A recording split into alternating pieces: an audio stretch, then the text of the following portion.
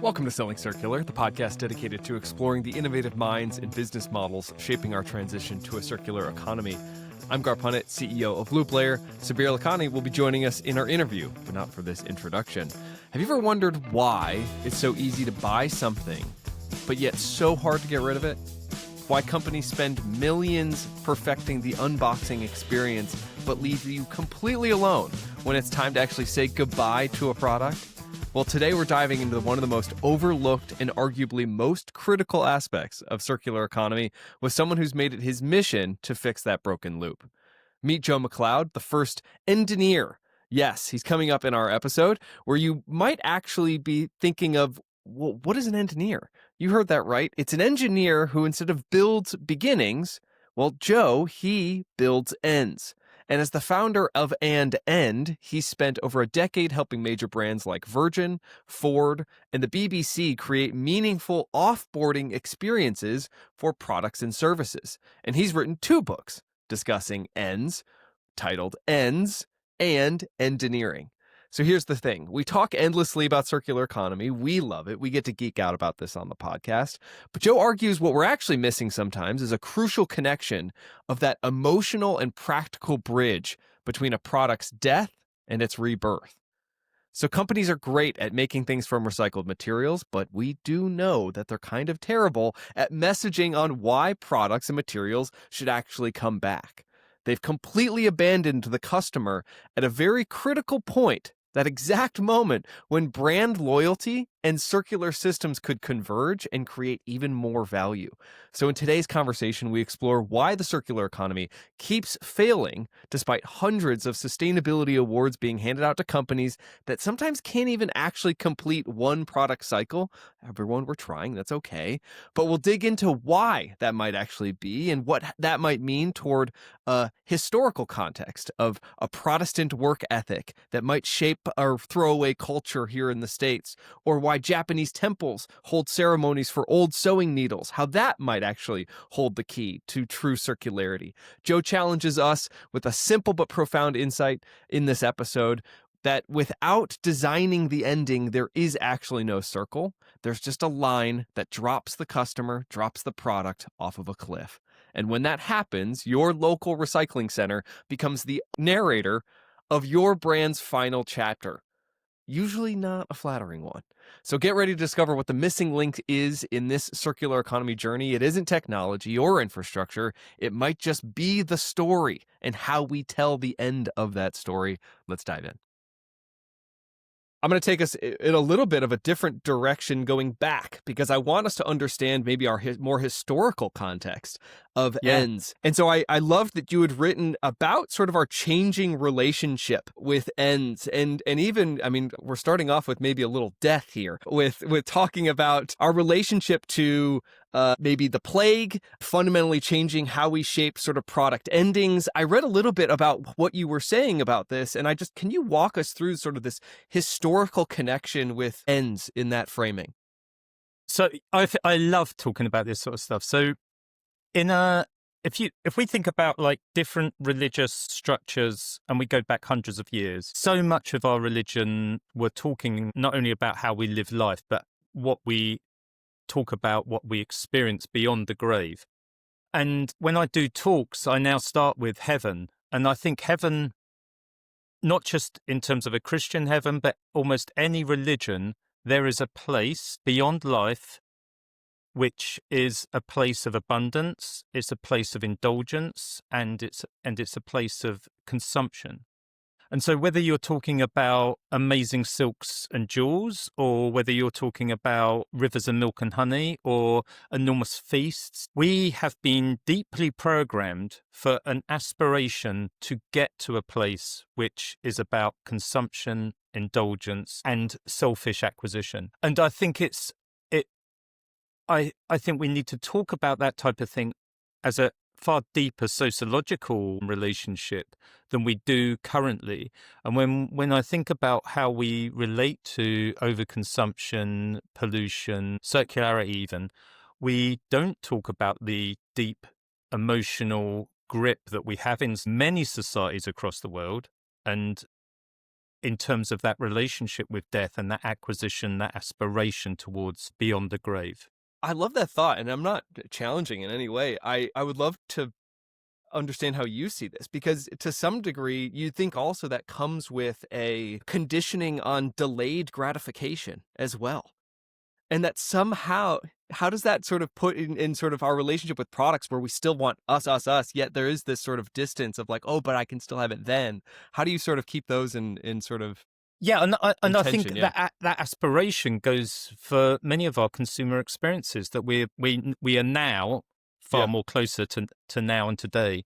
And over recent generations, we've been programming a desire into our individual experiences. So whether that be in the Industrial Revolution, very early on, starting to target different people by different socio-economic groups. So cigarettes, for example, one of the first ones to start doing it, were targeting, this is a rough and ready tobacco for people who work hard, and this was for people who are in the Navy or people who are working on the roads. This is a more sophisticated cigarette for people who are doctors or working more in sort of softer sort of knowledge, not Just really knowledge management at the fragmenting. time. Yeah, just And so, fragmenting those audiences. Yeah. yeah, and so the experiences that we were starting to frame as a society, we are capturing sort of that indulgence and that relationships to, you deserve this. And we told that story through religion. You deserve this. Work hard, do this. You, as an individual, deserve this. And so roll forward many generations up to now, and then we have a problem, because what we've been telling people at the beginning of the consumer life cycle is, you as an individual deserve this. And I do. I'm a consumer. Now I've been programmed over generations. Well, my 50 years, I've been programmed to go, go on, Joe, you deserve this. You should buy this. And I've been targeted, and I like those sort of things which are targeted for me. And so then I acquire that thing, I use that thing, I'm satisfied with that thing. And then at the end of product life, that all changes. So the change comes from a legislative point of view, a local government point of view. So legislation says we have to do this X, Y, and Z for this type of material. Let's say plastics, for example. You have to dismantle plastics in this way. You have to recycle this thing in this particular way. That would be local government. And I'm also spoken then as a citizen member of society. So that language is entirely different. It's your responsibility as an individual in society, not an individual as in terms of acquiring that consumption flavor. And so that has many problems around communication in terms of that. At the moment, I've been digging into working on another book around shame and guilt at the end. And I think there's a really big problem around that, because when we look at human behavior and experience, shame is really complicated and not very good. Guilt is far better. So I think just putting those arguments down is like, guilt is better than shame. Shame is, I am entirely bad. Guilt is, you've done a bad thing. And what we've tended to start doing, and what we've been doing with endings, is a shame model, because we say everyone's bad, we're entirely bad, pollution's bad, not circularity, climate change is bad, etc., etc. So there's big problems at the end, and these are the complicated things I try and unravel. So that was a long-winded introduction to the theme. Well, no, but it speaks to, again, I think there's some aha moment that I think most of us who are doing this work and then or are more consciously consuming start to really unpack all of that programming and start to now you can't unsee what we are being told. And even talking like that makes me feel so conspiratorial, but it just is. I mean, we are conditioned to consume. And that is, especially in a US framework, our job is what we are told, is that we need to do this thing to gain this money to then buy these things and keep the system going. And I think once you start to unpack that, you start to go, wow, I don't need to feel as much shame as I do for the things that I'm consuming. I can also then turn that into freedom to start to then distance myself from that almost that obligation. And that becomes then a really powerful point to then say, what do I want to choose then? And then that can kind of get into, how do I better end my relationship with these products that I surround myself with? Yes, exactly. Great. Yeah. Good stuff. No, So exactly. This is why. let's dig in it again. And so sometimes we have an issue around removing ourselves entirely from the consumer life cycle. And so right at the end, I'm abandoned on my own as an individual, and I'm now feeling bad about the world and climate change, pollution, plastic in the sea. And so trends that we've started to do are things like the 5 Rs, recycle, reclaim, stuff like that. And what we've tended to do with that type of thing is target the individual as their responsibility. And that becomes incredibly burdensome on that individual. And it also asks that individual to take responsibility for something that's happened between them and a provider.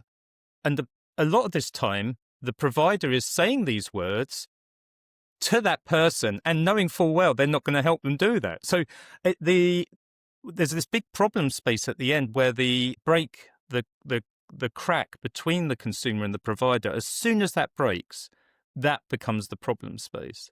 And so when I talk about the end gap, which I've written about and is one of the chapters in the book, the second book, that's where the problem really starts happening. And we've got to keep those bonded together so they take joint responsibility, not individual abandoned responsibility. And so is engineering the concept of how to bridge that gap? Yeah, exactly. So coming from many years of creating onboarding experiences, whether those be like products, service or digital products, learned a lot. And I think many of us have learned a lot about like, wow, we've done a lot of that damage and absolutely never talking about how it's going to end. And so even with something like planned obsolescence, which people bring up a lot, planned obsolescence was fine many, many decades ago. There was planned obsolescence, but we really don't need to do it now. We never had a conversation about planning and ending because the consumer acquisition marketing machine is so much better than planning the end. More consumption is so much easier. To inspire more consumption is so much easier than planning and ending. So much less responsibility. Yeah, so nobody plans obsolescence because the better way of creating loads of consumption is that. And if you look at, this goes back to Ford and Chrysler. So Ford used to make Model T Fords. They made a really good product that farmers could mend and anyone could acquire. And it was a really robust machine that just served that purpose and people could extend its life. And they never really looked at that onward cycle. Then Chrysler comes along and they have, even in the manufacturing level, they had a footprint of a machine that they could then shape and style every year. And so what they started creating was seasonal desire. So you then have Model T Ford, which was arguably a really good circular product, against Chrysler's floppy wings and really sharp angles and stuff like that. And ever since, we've never needed to do planned obsolescence. Is desire beats planned obsolescence before it's got up for breakfast. Oh, I never really thought about it like that because it's planned makes it seem so malicious, but it's actually the malicious part of it is mostly just inherent in new design and desire and in trying to get a new thing out, not necessarily to think about to end the old thing. Absolutely. And I would build on this to say, I think many businesses haven't got an argument for, most don't do planned obsolescence because they're as ignorant as others to really resolve this problem at the end of product life.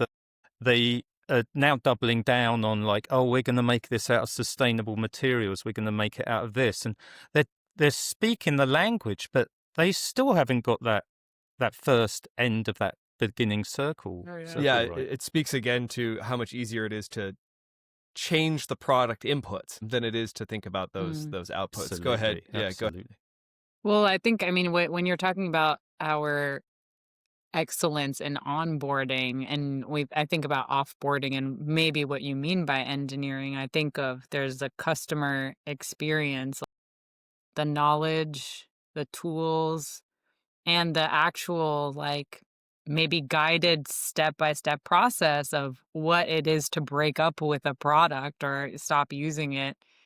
But then you also Absolutely. need there's that consumer relationship with the product and the provider, but you also need that you also mentioned this, right? The systemic infrastructure to be able to successfully offboard, right? Absolutely. Either it's provided by the provider or it's provided by the government. But if that doesn't exist, then what is engineering then? That's absolutely true. So I think that's why the best way out of this is extending product responsibility from the producer. And I think there's lots of benefits for that. At the moment, many manufacturers are looking at the model of like trying to make something recyclable so government or municipal groups can then take it, acquire it, dismantle it, turn it into chips, and then the business picks it up again from the beginning of the next cycle. But the amount of brand equity, conversations, and consumer experience they throw away at the end of product life is wild. So imagine let's say I've got a company, I've got loads of brand equity onboarding. I'm super cool. I create a really cool onboarding experience, and I've got my brand colors in there and my brand experiences in there. And I have my sort of business company's philosophy. Maybe I say I'm transparent, I'm honest, I'm brave, or it's these type of things. And then I go through the customer life cycle, product experience and usage. And then I get to the end and I've been abandoned. So they're not trustworthy and they're certainly not brave because they haven't really looked at this space. And so the product, the brand equity really starts to drop off a cliff really quickly at that point. I'm now on my own with a product I don't really know what to do with. I might try and engage with the company and ask what to do. But the trouble is that when we talk about digitization, we've digitized onboarding and usage periods, and we're still in the sort of like 19th century with phone calls at end of product life. So I'm now feeling like I don't know what to do. And now I've only got really municipal groups or maybe support groups online, which do some really good work in this area to really help me at the last stage of the consumer life cycle. And Yeah, go for it. sorry, I guess like the only potential two reasons that a company might invest in that offboarding or engineering is either it's required by law, and like that's where EPR as a legislation comes in, or there's a high ROI. And I've seen like some Harvard paper that talks about like the brand loyalty goes up when you start to offer more kind Yeah, of like that ending relationship. But companies haven't really adopted these kinds of programs or offerings or that brand experience. Like even just thinking about it, just purely from a brand lens and ROI, we're not seeing that uptick, right? It's still like arm's length. Like, this is not my problem. absolutely. So why do you think that is, like, that they don't see the ROI? So there's a number of reasons. I think for example, in services, people will look at how easy it is to leave a service. So let's say a cable company before they sign up for it. So how you leave the service, even the customers are starting to go like, so how does this end before they? So there's a really good saying by the sales guru, Daniel Pink, that people on their way to purchase, they want to look at an off ramp before they see an on ramp. And so they want to know, how do I get away with this? Not that sounds like they're criminals. Yeah. Sounds like You know what I mean? But in terms of a physical product scenario, we are starting to do that as well. So people are starting to look at, for example, jeans, like, is it Nudie jeans or Edwin? I'm going to buy these jeans and they're going to mend them for life. I'm now onboarding. I'm thinking about life cycle, not acquisition and usage. So this is starting to become a far different relationship. And I think as more companies do that, however, I facet this these are high price point products. And so this isn't the entire solution. So it's fine that Apple talk about a recycling program. Like, they're not the Chromebooks, or they're not going to be sort of like the other products. So, Well, even in that model, though, I mean, I'm still, as I look toward just the business environment of what solutions are in the market, as I'm creating something, as other entrepreneurs might be creating something, I look and go, well, where can I actually differentiate? Where can I see the blue ocean opportunity in front? And that's what astounds me in our industry, is that we just still aren't seeing that type of adoption, where not a lot of competition in products saying, you know what, not only are we going to provide you the best product, we're also going to provide you the best end of your relationship with this Yeah. product or restart opportunity with this product. Yeah.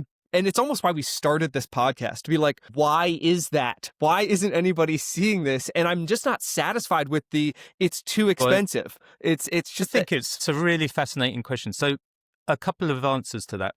I think businesses have a complicated relationship with endings in terms of a customer is leaving. That's the heart. A sort of MBA model is that don't let customers leave. So we put in place like some really big barriers about that. And when I go into businesses, the vocabulary is absolutely dire in terms of endings. If you go into any business and say, so tell us about your product, they'll go, well, it's got this story, this background, this is the people, this is the reason why anyone buys it, this is this, and this is how it works. And absolutely nuanced, incredibly deep knowledge about how people onboard and usage. And then you go, so how does it end? And they'll be like, what? And you can paralyze a product meeting by asking that simple question. How does it end? And so what we tend to have, and I use this as a litmus test when I go into businesses, is that, so I do endings and they say, oh, that's great. If we have a good ending, we'll have a good beginning. And that tells me that A, you haven't talked about endings, but you have such little tolerance to talk about endings. The only interpretation of an end is a new beginning. And this is where we're at so many businesses, is that I can't talk about the end. I have absolutely no vocabulary about it. I can only talk about that in the version of beginnings. And we have this, I think, as a massive problem in the sort of startup impact, initiative world. Where I guess, I mean, go ahead. No, sorry. I was God, just reacting. so why I've that seen is. so many businesses that have got celebrated, have been given awards, and then have fallen off a cliff in terms of they've gone bankrupt. Like 2 years after. If you can't complete one circle of your product offering, then you should not be getting awards. We give out awards for absolute nonsense in terms of circularity and sustainability. I know one business, they couldn't get their products back, and that's what started to fail the business, yet they won over 200 sustainability awards. And so we're in a big problem in our industry of celebrating. And no question here on this, just a reaction, Sabira, which is like, that's what goes into some of our best products and entrepreneurs that we've interviewed. And some of my favorites are the ones that are absolutely revolutionizing a product itself and then gaining such strength in their ability to provide that product that they then get to go, oh, well, now we get to tackle ends. Now we get to tackle that relationship. And it seems like you almost need that financial footing to be able to do that, which is the biggest barrier to even probably tackling ends, is that financial footing to be able to. Yeah, and I would even say, like, for that, it's interesting that we celebrate those is because they're new and at least like trying to offer something like in counterposition to the exactly, and it's the status quo. vocabulary we've had from the startup industry, sort of going back like 10, 15, 20 years, is that great, fail fast, get that product out, and we've got that, and then we've turned that into impact celebration as well, which is, I mean, when we start really breaking it down in a philosophical, sort of sociological thing, oh my God, we've got really the horse before the cart before the horse.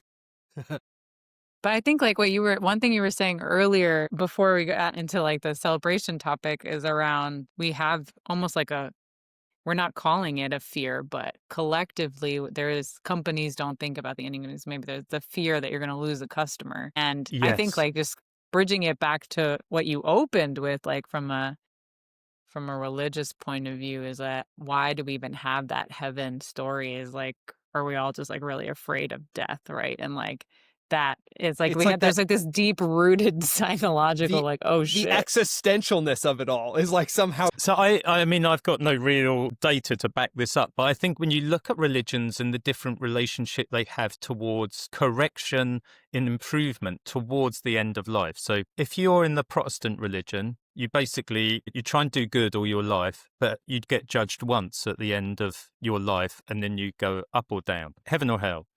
if you're in the Catholic religion, you can nudge and adjust through sin and reflection and go into sort of ask forgiveness as you progress towards the end of life. So Max Weber done lots of work around the Protestant work ethic so this is in Northern Europe in sort of industrial times, early industrial revolution.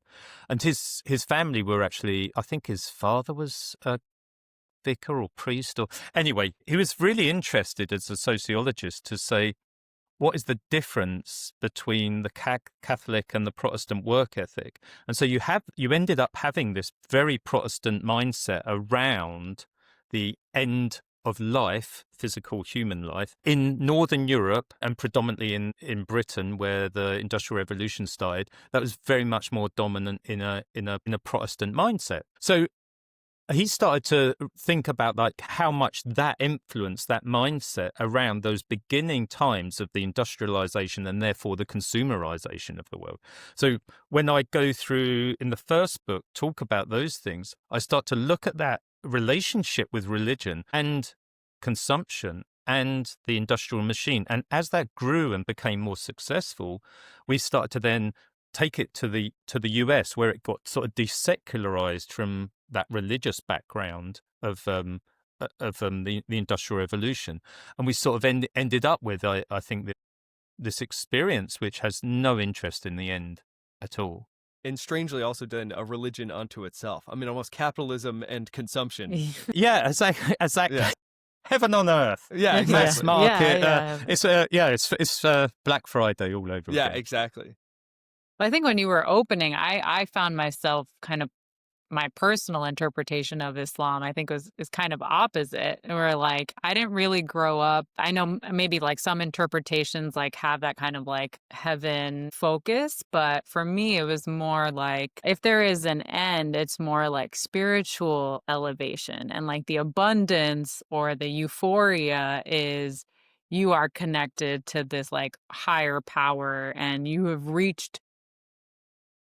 burned away all ego, and like you have this higher connection that you can only go through by going through all these challenges on earth. And that actually has, like, for me, really influenced my relationship with capitalism and circularity, because that has pushed me towards that, to say like I reject all of these temptations, or try to navigate all the temptations, because I want to be able to see through this like short-termism, while also cherishing and being grateful for like the abundance that is on the earth today, and preserving it and valuing it.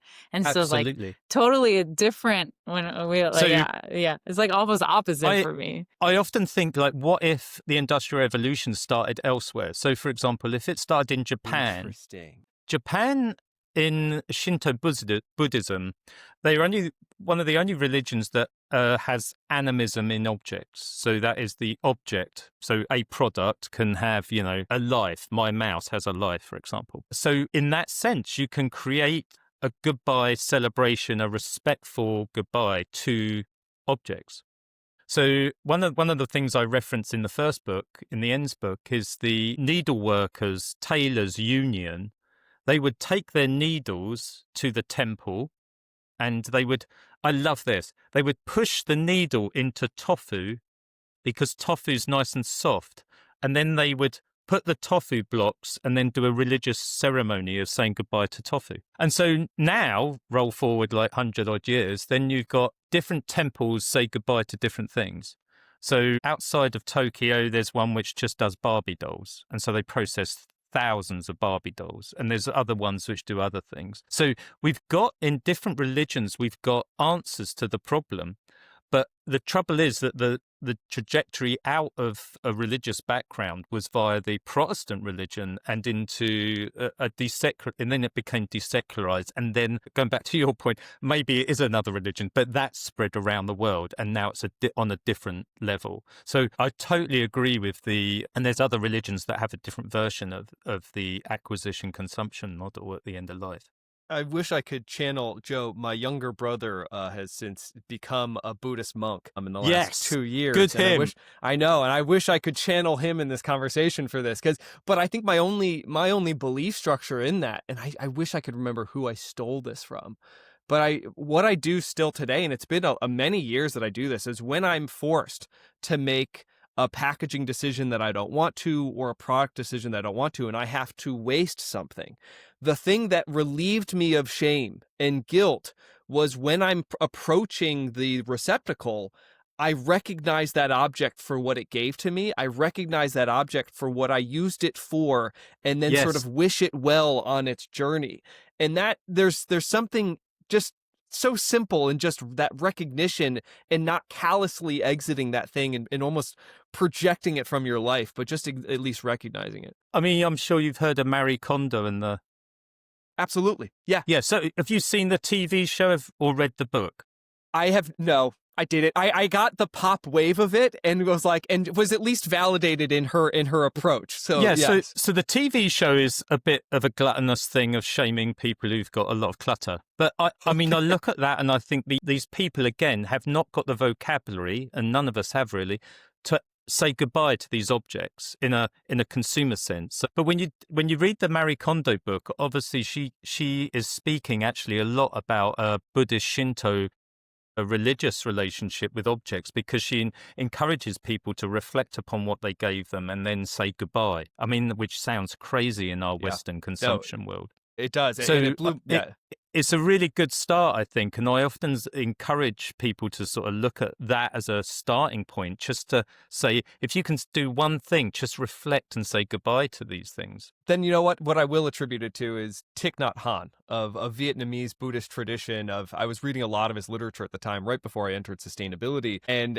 so that's my brother's tradition. That is where he's at as a monk. Cool. I'll give it to that. I'll say that's where it came from. Yeah. But I recommend people do it. It relieves and sort of attaches you both to that object's journey, but then sort of it is a relief in a way to say, like, I recognize you and thank you for being a part of my life, and then sort of going on your journey as well.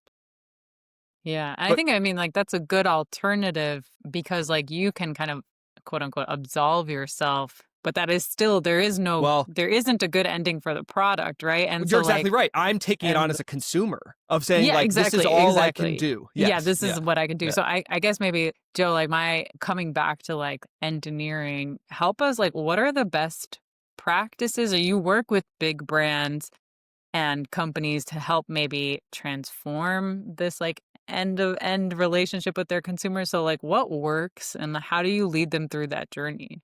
So let's start with the Marie Kondo Buddhist thing. The amount of emotional gravity to say goodbye and thank you. As a brand, if you've ever worked in branding or product development, it's all about the hello, how you're doing, and that gentle opening. The Buddhist model of like reflection, value, and saying goodbye that's incredible sort of brand gold, isn't it? So one of the things that I need to go into businesses with is to start them thinking about this space. So as I look at this as like almost 4 steps. The first step is awareness. I need to sort of like do podcasts like this, or books, or magazine articles, or conference talks. And then that gets people saying, oh, well, I haven't looked at it in that way. I've been thinking about recycling or doing this, but what's the emotional experience and story there? So they start to then go, oh, there's something here. Then I get into the business and start to teach them about like some of the models and the techniques that I use and offboarding experiences.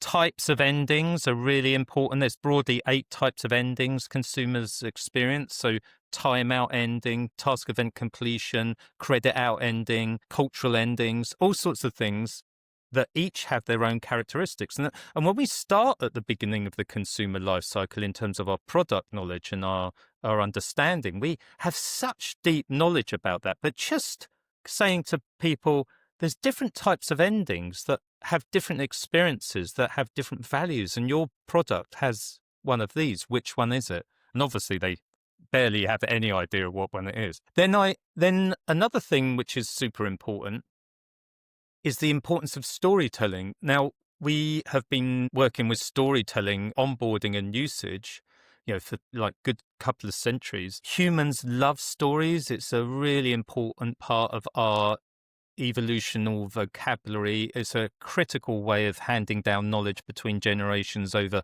hundreds of years, thousands of years before the printing press. So really, really critical.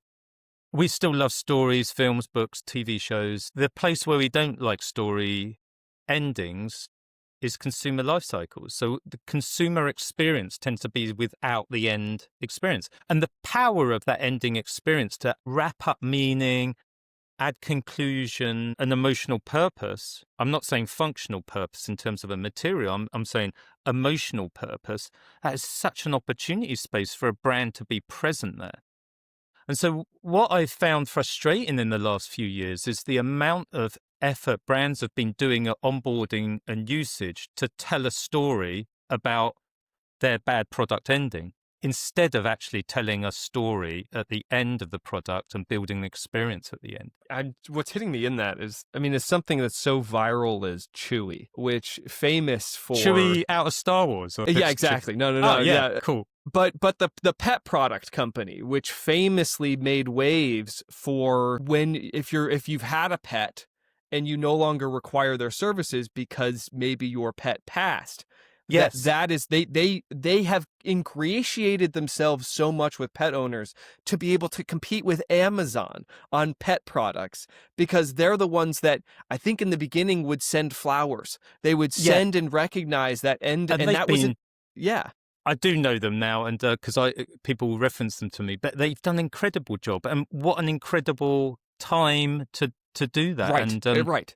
It's actually really interesting because I just written an article about the end of pet life. Now, years ago, when I was younger, I was dating this person. We'd been dating for a few weeks, and they turn around to me and say, "Oh, I better go and feed the rabbit." And I was like, "Wait, what? You've got a rabbit?" And because we were like young, like 18, something like that, often so many of us get given pets when we're sort of in our 12-year-old or 10-year-old, Yep. and they last a long time. And so many pets experience an abandonment at end of life. And so I don't know if you saw in the news, in a zoo in Denmark, they were asking people to bring their elderly pets along so they could feed them to the tigers and the other animals in the zoo, even horses. And when you think about on the surface, this sounds absolutely shocking. Right. But so many parents get a pet for their child in the hopes that it will teach their children responsibility and a respect for life.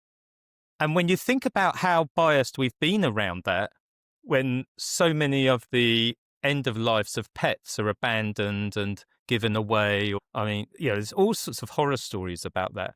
But having that conversation, I think, is really interesting when we talk about pets as well. Like, Chewy, great. They do a great version of talking about a really emotional experience at the end of a pet's life. And there's other ones we don't have as well. But yes, I love it. Yeah, I love Chewy.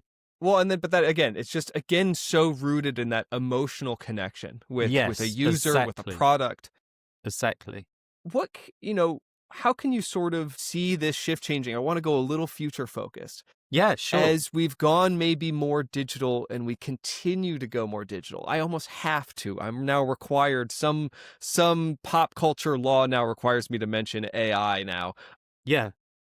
But how is this? What are your thoughts on this in terms of how we're thinking about AI and ends, how we're thinking about our new relationship with just an even more sort of impactful technology that's on the horizon? So on a few different levels, I think about this. On one level, it's another tech trend. If I go back 5 years, people were bigging up voice activation, and we had Siri and other Amazon versions of Echo and X, Y, and Z. That was great for a while. I was at a conference 2 or 3 years ago, and it was sustainability and the metaverse. And I just thought, who's smoking drugs here that you can attach those two together?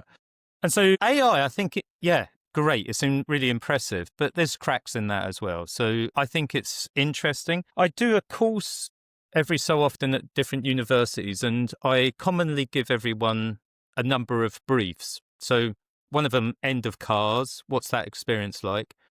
end of what is that experience like in terms of doing it for ancestry, for example.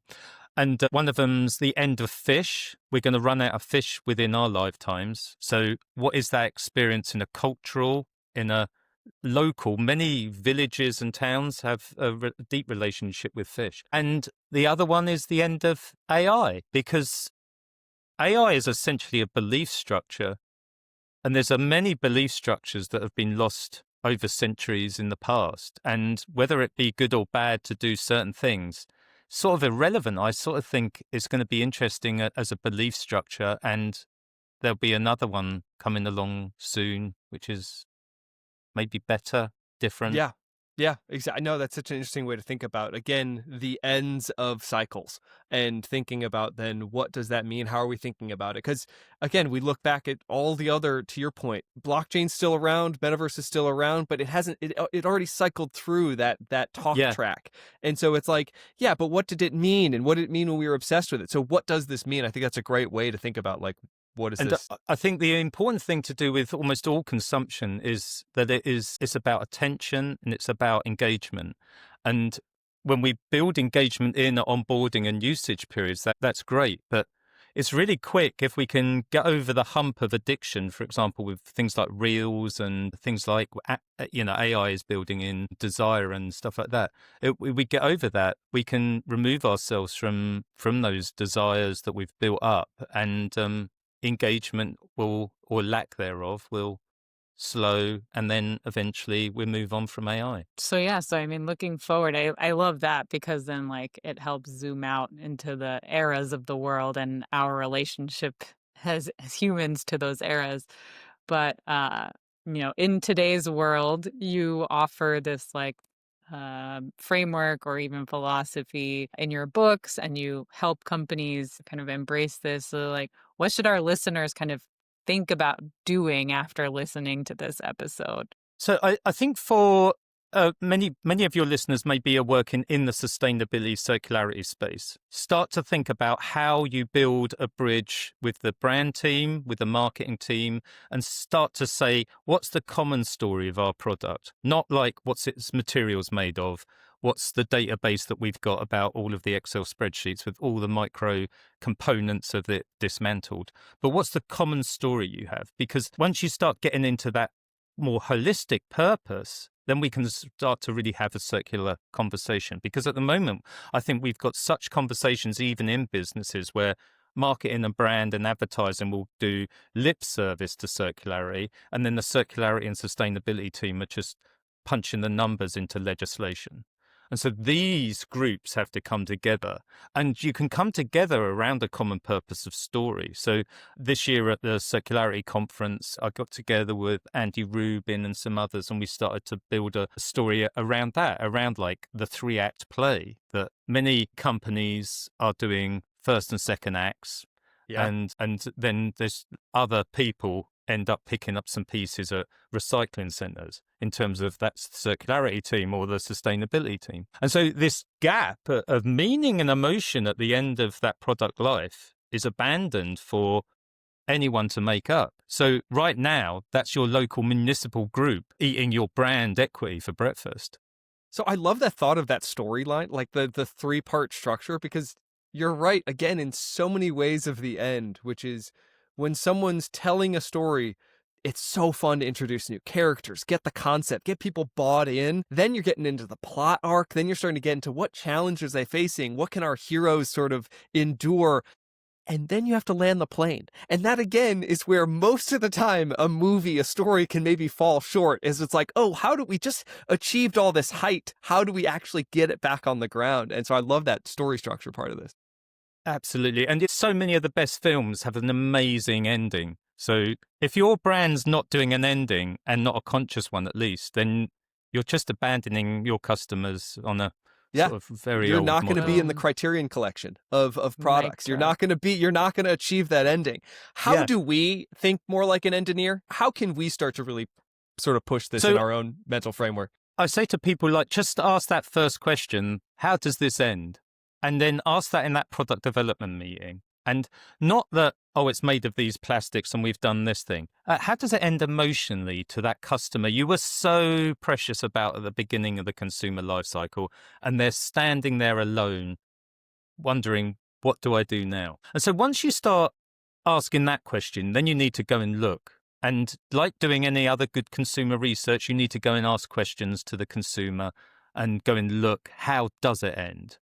And once you get to that level, you can start to say, okay, we could do improvements here. Then you need to start to think about, what does the rest of the story, the brand story, the product story say? And then you need to take that through to the end and the conclusion to wrap up your story of your product and your brand. And then if you need a little help, give me a ring. Or actually probably email or, yes. or like, LinkedIn, or get on the website. Yeah, get on the website, get on LinkedIn. Yeah, absolutely. I mean, what a fun concept to be thinking about. And Sabira, close us out here. I was going to just say, is there any way that we should end this podcast episode? Yeah. And so I think maybe I just wrap up with like promoting and doing the starting experience. Come and do a starting experience as a designer of endings. And that, I think, is a really good start to your future of you becoming an engineer. With that, Joe, thank you for the time. Thanks very much. And thanks for having a wonderful conversation with me. I really enjoyed it. Good. Thank you.